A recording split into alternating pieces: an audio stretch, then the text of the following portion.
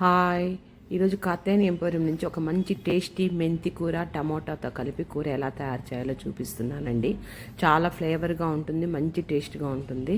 మెంతి కూర కావాల్సిన ఇంగ్రీడియంట్స్ 4 టమోటాలు, కొన్ని పచ్చి బఠానీ, ఆనియన్స్, ఈ స్ప్రింగ్ ఆనియన్స్, కొత్తిమీర, కరివేపాకండి. ఇవి మెయిన్ ఇంగ్రీడియంట్స్.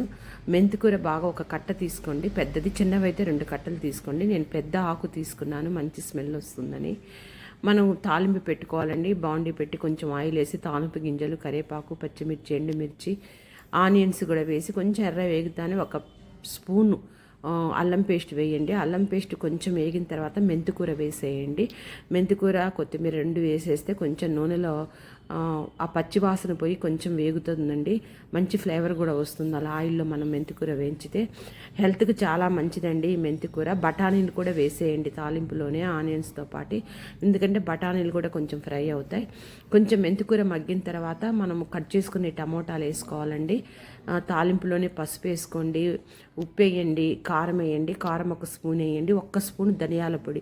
నీళ్ళు ఏమీ అయినా అవసరం లేదండి, ఆ టమోటాలో వచ్చే నీళ్ళతోనే మగ్గుతుంది. రైస్లోకి కానీ రోటీలోకి కానీ చాలా టేస్టీగా ఉంటుంది. చాలా మంచి హెల్దీ కూడా పచ్చి బఠానీ మెంతికూర.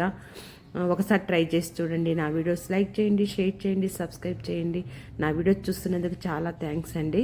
అంతేనండి, చూడండి అలా వచ్చినప్పుడు ఆయిల్